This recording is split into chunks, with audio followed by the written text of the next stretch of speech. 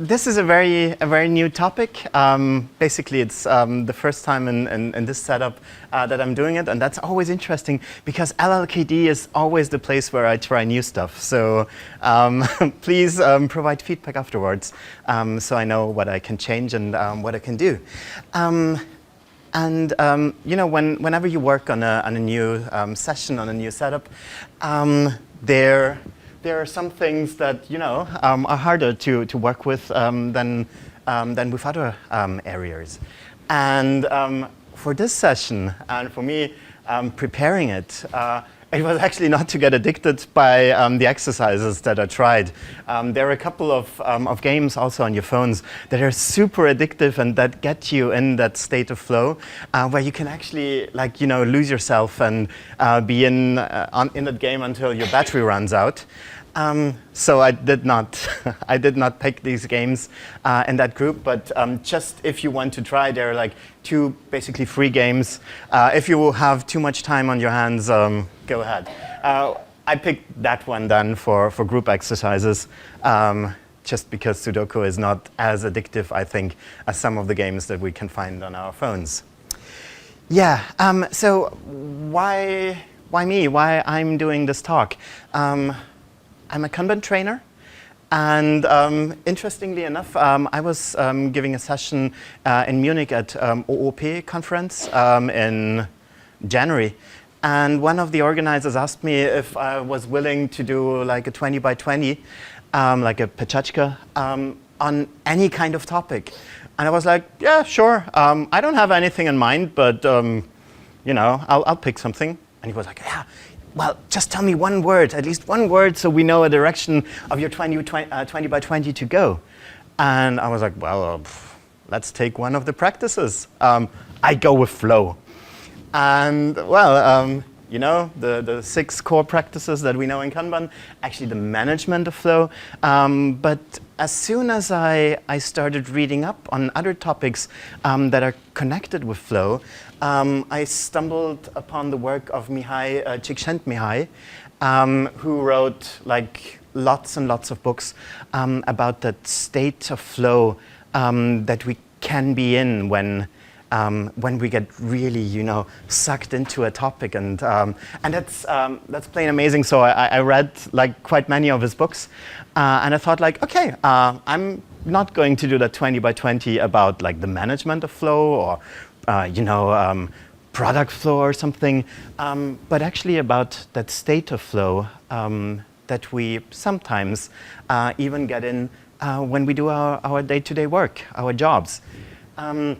So why did Mihai Csikszentmihalyi actually come up with the topic? Why did he, you know, research flow? And it started for him when he was a young boy, and growing up, he was always interested in what are the things that make humans happy? What are the things that make me happy? And he basically started his career, his scientific career, also asking that question. Like, what kinds of happiness, what kinds of, you know, joyful or blissfulness are there? And well, in his first years, he discovered, well, not just that chocolate fudge and so on is an amazing stuff, but also that there is at least one way to achieve happiness, even though it's for a short time, which is, you know, pleasure. It's the things that make us humans also, like, you know, exist today. So our body basically tells us or gives us a good feeling when we have had food, when we have had nutrition. So it's possible for us as human beings to, you know, still be there on that planet with, I don't know, 8 billion people nowadays. And like the second part why we are there is also, yeah, to be found here. Lust is basically in the same regions. It is an evolutionary advantage to have a feeling of lust when you know, create more of your species. So that's the two things that he kind of placed in the area of pleasure. But that's not the only way to achieve happiness, right? So he was curious. what else is there? And they started questionnaires to certain groups of people, to certain professions, what makes them happy, and how growth is also being achieved there. And well, the first group that he found were surgeons, like people that do like really intensive brain work that are focused on that patients for hours. And when they come out, they'd be like, yeah, we've saved that patient, I'm so happy. And also just like completely forget about time. And he was curious because there's hopefully no lust involved in being a surgeon, but you still have that joy, the joyfulness that comes out of a profession like that. And further on, more questionnaires, more people, more groups that he interviewed, he figured that kind of being in the zone, or that kind of joyfulness, does not just come from our mental or high mental activities. It also resides in creativity, and, for example, being a musician, playing an instrument, and actually growing because you see that what you're doing has an effect also on other people. So growth definitely as a point in there where people also feel joyfulness. And exploring further, he realized that not always do we have to do, like, from the outside scene, to do the most creative or the most mentally engaging work. You can find joy, or you can find joyfulness and the state of flow in almost any kind of work, as long as you see a reason for doing it, and as long as you still want to improve there. And for that, I have a small example of amazing jobs. And just take a look. If PowerPoint wants to do it. Yeah.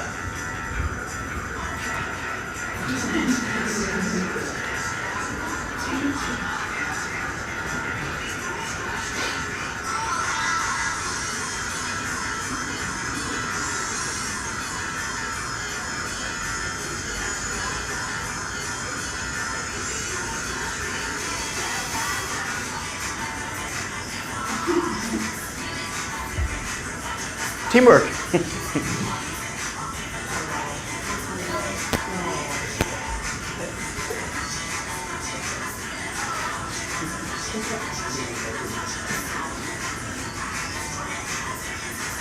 And look at their faces.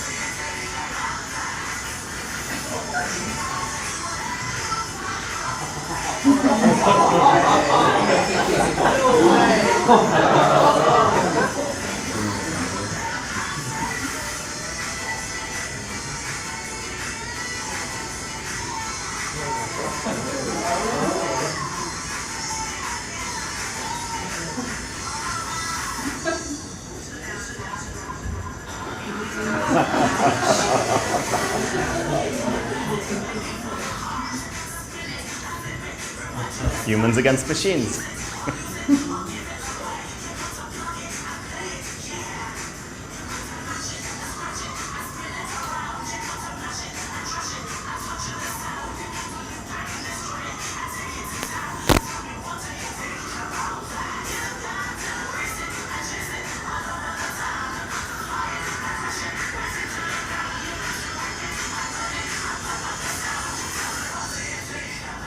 Yeah. So there's, in all of these professions, maybe one would say, like, okay, you don't really need any high mental activity for them, or you don't need any, like, really skillful people. But that's actually not true.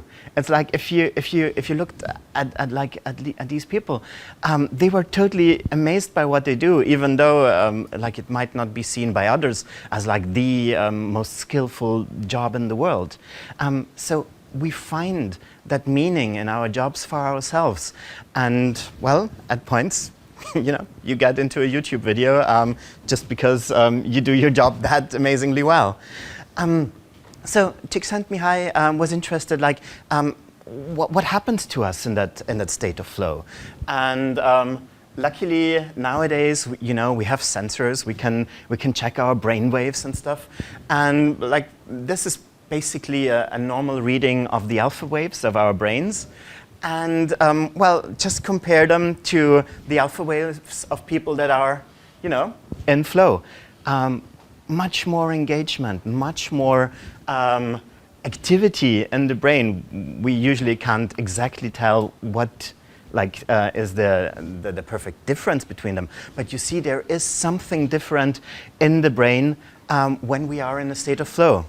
There were quite some research papers on that topic, and that's the only picture that one can find of the EEG waves. But it's interesting to see, and well, for one thing, it happens in our mind. It happens in our brains. We give meaning to our own work, but our body also reacts. We have hormones that are being, created in a sense, or being dispensed into our body when we come in a state of flow, and the feeling of happiness in a pure chemical sense over time for a certain occurrence is you have some anticipation. You're really looking forward to something. Then most of the times you started, you have that kick to actually come in. Then you have the peak of your focus, of your productivity, and after finishing, you feel that satisfaction.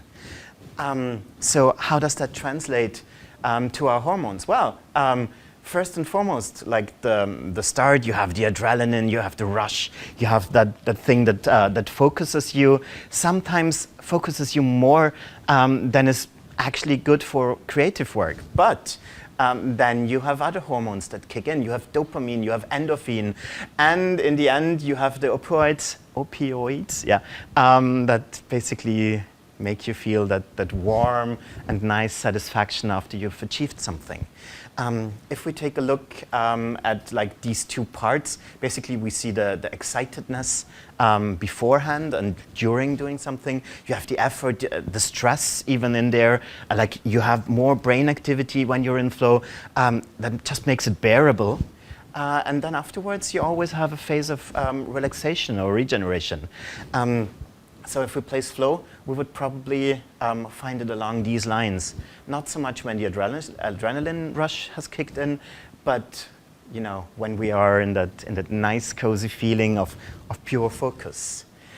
Yeah, and the topic of flow is quite well known in other industries as well. For example, in computer games, hooking players to the game, making them feel that sense of flow is just the thing to keep your game running and being sold more often, because most people will be like, yeah, wow, this is so cool. I've spent 24 hours playing that game and I did not even eat, or something like that. So if you Googled, or if you put in on YouTube games and flow, you find lots and lots of videos where young game designers also explain to others, this is how you could achieve flow, or you could raise the probability for flow when people play your games, and even to how to design addictive games. It's a thing, and it's you always have to question, is that good for society or not? But in the end, for that very profession, it's very helpful to make people that play these games arrive or achieve that state of flow. So can we just reproduce that? Can we just create flow maybe on the spot? And that's my very first experiment for you guys. That's why you also have tables. A very, very simple Sudoku, which is there anyone in this room that has never played a Sudoku? One? Wonderful. There are basically three rules. You have to have different numbers in rows, in columns, and in the fields. So basically, I've created some really, really easy ones just to see if it's possible for us to achieve that state of flow. So there are a couple for you guys, and there are a couple for you guys. If you have something to write on, it's perfectly fine to just copy these ones and try for yourselves. I'll give you about like 2 or 3 minutes, and we'll see how far you get. So, you know, experiments are always an interesting thing. To you guys, who of you guys has felt for like a couple of minutes or for a couple of seconds in a state of flow where you were like totally focused on that problem? Or on the solution, actually. And you see there are a couple of people in here that weren't, that were so fast, for example, down there, that it was just not challenging enough. And that is okay, we'll just get to that. Or that were confused because I did not explain the rules well enough. That's also an option. The thing is, we humans like riddles. We humans like stuff like that. We're intrinsically motivated to see if we can, you know, handle certain stuff, if we can find solutions to something that is not solved yet. So that was just one very first example to get a bit into that mood. If I asked you, how was that experience now for the ones that raised their hands? How did it feel? Satisfying? Why? Solving the puzzle was satisfying. Uh-huh. So solve the puzzle. Yeah, damn it, it's a puzzle, you solve it, right? Yeah.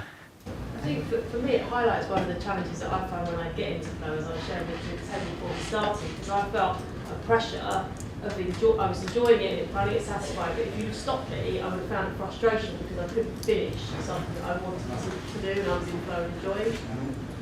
It's that scene, I don't know who of you guys has kids, but, oh no, come on, just 5 more minutes. Mm-hmm. Yeah, exactly that.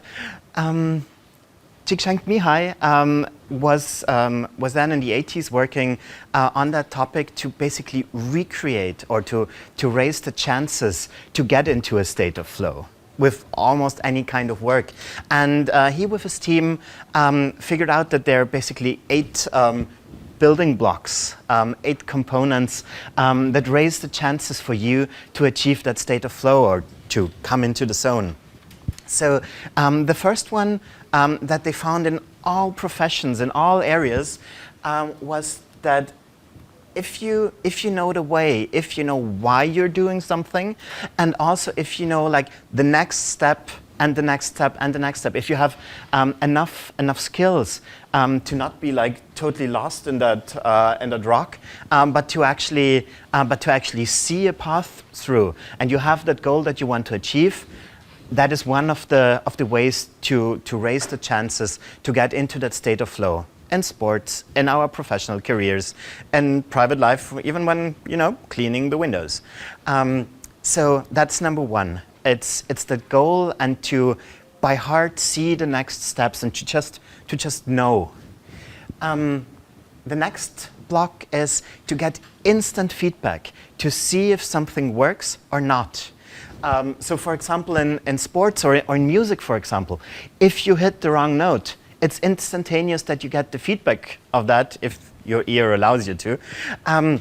And so it's much faster for you to learn. The feedback loops are much shorter than we're sometimes used to in our professional careers, where we only see if you know, some idea, maybe in development, worked after you've put it in production and through the testing stages and everything like that. So the sooner you get the feedback if something worked or not, the sooner you can have the learning and basically stay in that state of flow and not be pulled out of it.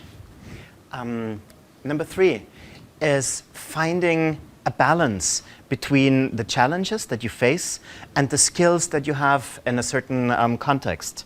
So here, to some, the skills were just maybe higher than the challenge that I could provide with that 2x2 Sudoku, and that is perfectly fine. I have harder ones printed out, so just wait for it. I will get to that point, to that balance between skills and challenges a bit later, because that's one of the things that I actually want to present, that is something new. But let's just stick with, as long as we stay in a field where our skills and the challenges that we face are matched, it is much easier to achieve a state of flow. Yeah, then the first three we can most of the times control basically for ourselves. The other five, well, let's see about that. One thing that everybody mentions when arriving in a state of flow is that pure focus on the solution, that pure focus on the topic. So no, pulling out your phone while you do that chopping of that watermelon, for example. Way too much focus, and also when your falafels are flying around you, like in that other scene, there is pure focus on the task, and that is something where we can create the environment where it might be possible, but where we don't have that much influence, because maybe there is some speaker running around and asking you questions. So that's one point. So pure focus. The next one is to actually look past the limitations that you might see or that you might know, and just sprint forward, basically. To have the challenge and don't think, oh my goodness, what could happen and what if I fail, but to actually be like, no, I'm doing it now. And I'm going to finish that. I'm going to solve that puzzle. I am going to write that fantastic feature. It is that flight forwards, basically. Contrary to some people being like, oh, yesterday everything was better and we're so sad in our current state of mind or state. So it's that going forward without even looking at the limitations, but just doing it. Yeah, we can find flow and pure solitude when we are not disturbed by anyone around us, when we basically have control over the result and still get the feedback if it's right or not what we just did. So like that engineer working on a new wing, for example. I imagine he missed probably lunch, maybe dinner, and then had to explain why he would be a bit late when coming home. But like alone in solitude is not the only place where you can achieve flow, where you can be so focused on the result that you're extremely happy with it. The same thing can happen like on a team, in a group, in an environment where you are a part, like a small part of a much bigger result. And also there, especially the point about feeling safe, that you can do and be how you want to be, and that it will be all right, whatever you achieve with, for example, that group, can create flow for you. And sometimes, while doing that, your ego is completely dropped and you're just part of the group, you're part of something bigger. Which, interestingly enough, and thanks to our hormones, afterwards, we feel real pride, not just for ourselves, but also for that group, what was possible. So it's not just possible to achieve a state of flow in solitude and in quietness and in calmness, but also like in craziness around you, if you can feel the creative energy that you can basically create with a group of people that have the same goal. And the very last one, that is a byproduct and also something in our environment that we can totally work on, is the sense of time. The sense of time. If we are so much into the results, if we are so much into what we're doing at the moment, that we completely lose ourselves in that, which at points can be also addictive and can be a problem. That is true. But it's still wonderful to have a day where you can like totally be like in the thing, in the zone. So let's see. The three first: direction and reason, continuous feedback and balance. And the five others is like focus, the relief of constraints, the feeling of control for the results, psychological safety and harmony, and when the flow of time disappears. As it took a bit longer to get the room set up, I am skipping this very next question to you. But that is something that you could take home with you and ask yourself. It's like, how could you raise your team's chances to reach a state of flow? It's a question that we seldomly ask ourselves when, you know, people are coming in, there are interruptions, there are like maybe sometimes challenges that are way too low or way too high for the skills that we have at the moment to achieve that state of flow. So I'm skipping that one. I hope you bear with me. And we go to that balance that I mentioned before. So if we take the axis and we have the challenges and our skills that we meet these challenges with, we have one area around here, like the very start, no challenge, no skills, basically. Sometimes people feel like almost like in a state of apathy. But as soon as you see some smaller results, you start climbing that stairwell that's there. If, for example, your skills are like not just, you know, medium or like professional, but you get into a sense where you have, you know, you have some pride in what you can do, and you get faced with challenges that are just not there. You might feel boredom, or you might be like, oh, what the fuck, why do I have to do that? Anyone could have done that. My time is more important. And that's quite oftentimes when quality hits a low, when you just don't, you know, care too much about the results, and well, oops, there was a small mistake, and big things happen. If your skills are even higher than that, if you've really achieved mastery in a certain topic, you might even find like joy or pleasure in doing the most mundane or the most simple of tasks. So that's like this part of the graph. Then let's take a look up here. If the challenges are way higher than our skills, like we might be super anxious and be like, wow, what the fuck, I can never ever do that. I at least need help doing that. And also here, like as soon as you're in that state, as soon as some of your hormones are also like focusing too much on not being enough to achieve that, it's almost impossible to get into a state of flow. So let's try not to go there. Maybe around here when you can see that, yeah, my skills are not tightly matched with the problem, but well, I'm getting there. You might already feel a bit of, you know, arousal, or be like, oh yeah, I can manage. Yeah, until you achieve that that thing which some people call the flow channel. So some people, depending on the challenges and depending on yourself, have a slimmer one or a bit wider one. They can have a higher chance to achieve flow, or a lower one, depending. But that graph actually made me think how I could find a different way to help teams make pull decisions upon a chance to achieve flow. And that's exactly what I'm trying at the moment with a team. So basically the first blueprint was just a small sticky and being like, well, shouldn't everybody on the team be aware of that? And think for each and every requirement, for each and every task that we want to achieve, what do I think is the level of the challenge? And what I think is my level of skills?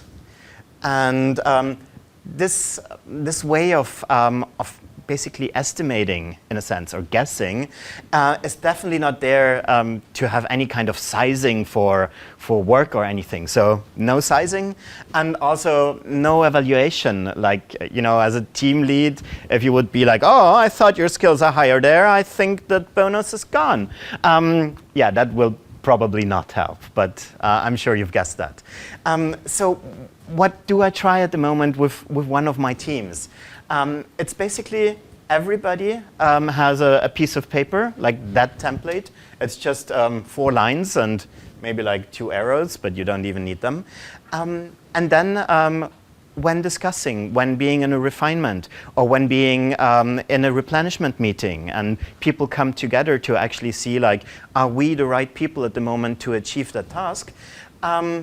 They, at first, for themselves, think about how challenging that job is and how skillful they are towards that, and then basically come up with a certain area. You don't see the blue lines here. The blue of the projector doesn't really like us, but luckily in the yellow one see that, and in the green and the red. So that could be each and every team member thinking about that and having a much more meaningful discussion about the challenges in a certain topic or in a certain environment. And then, well, let's just take the points because we don't need that much of the rest. Let's stack them and then bring these points to the backside of the ticket, to the backside of the task, and keep it there to have meaningful pull criteria that you can add. When you say, like, okay, I think I can really achieve flow there, and I want that for myself. I want to at least once a week be super happy with what I do. So I would like to take that ticket, for example. Yeah, so basically that's what I'm trying at the moment with one of my teams. And so far it has created way more interesting conversations. And we are trying, like, what could we do different? At the moment we're using like transparents that we just put on top and maybe have the points go through. And like, with all these flip charts, it took so much time to get them that there is no time to use them now, which is rather sad, right? But I also skipped that part, which is in what way could the team's pull decisions be affected? I'll just mention what we've realized at the moment, which is it's super interesting to see who I could pair with for a certain kind of task. It's also interesting to be like, okay, I'm very unskillful with a certain topic. I would really like to ask the help of somebody that has much higher skill there. So you can also try pairing not on on pure eyesight, but actually on like a teacher and or a mentor and a mentee system. Or you could decide, like, yeah, this is totally a task that one could or should do in solitude for whichever reason. So that's what we're trying at the moment with that team, and it's looking quite interesting. So pull decisions they feel different, and the discussions that people have before they pick something or pick something together are way more meaningful. Yeah. Sadly enough, next time I should say it's 1.5 hours and not just 50 minutes, right? The idea would have been to actually take 3 different Sudokus, a small, a medium, a hard, and an extremely hard one. Go on the backside, fill how challenging you think it is and how much skill you have, and then find a pairing partner to actually solve it with. That would have been the idea, but luckily or unluckily, the time doesn't permit us to do that.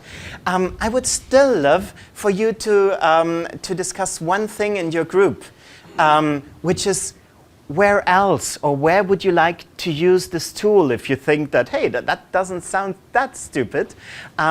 So I think, like, on your tables, it would be very nice to come up with a couple of situations where you're like, oh yeah, we could use it there. So go ahead, 2 minutes time, or maybe 3.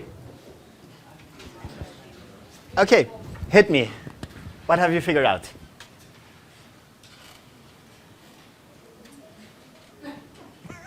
For everything. For everything, okay. Thank you very much. Maybe a bit more specific?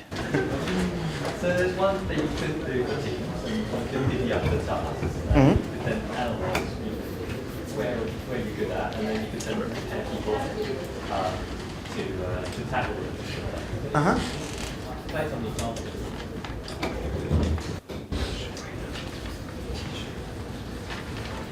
What else? Things for like when you're text learning, like a particular thing you have to do, and you know you need to pull in people to identify which are the right people.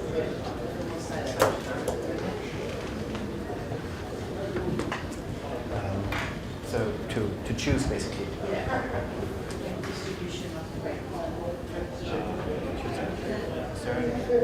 Whatever. You can give people guidelines to make something less challenging. Uh-huh.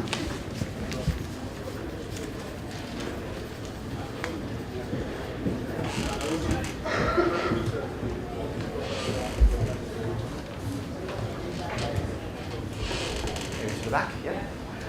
If you're trying to encourage T-shaped working, you can use that as a tool to help identify appropriate pieces of work.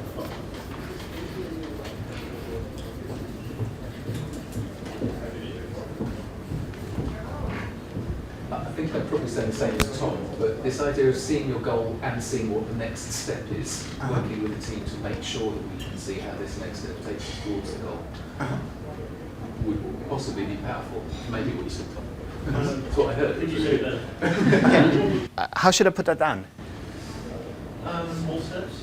Small steps? Steps towards the goal, perhaps? Next step.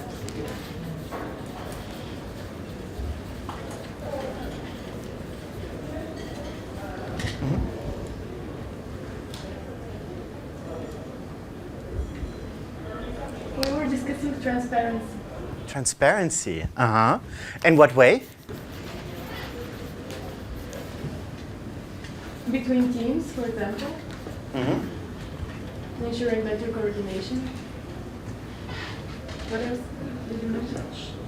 No, I was saying that we've got an issue, well, not an issue, but on my team specifically, we've got more junior staff than more juniors than seniors, and we try and implement new ways of, when you refer to pawn techniques with tickets before, one thing we discussed was when people drag new tickets in, you could use that diagram you had to kind of say, well, someone's on the very left-hand side, someone else is marked on the very right-hand side, so they're actually the perfect pair program and pair to tackle this task together. Yeah. Something like, yeah, that was the idea. Wonderful. Basically, this is it. Thank you, Vlad. I've been using this tool now for like a couple of weeks. If you want to try it with your teams or in your area, please do so and provide me with feedback. If you use it, please just write me, and I'll take that countdown. Well, okay. We'll manage somehow. Yeah. Just write me, tweet me, find me on LinkedIn, wherever. If you use it and you have some good results, just share it with the world, because I think it's a much more helpful tool to do estimation, to do guidance in a sense, than the others that are there. Thanks.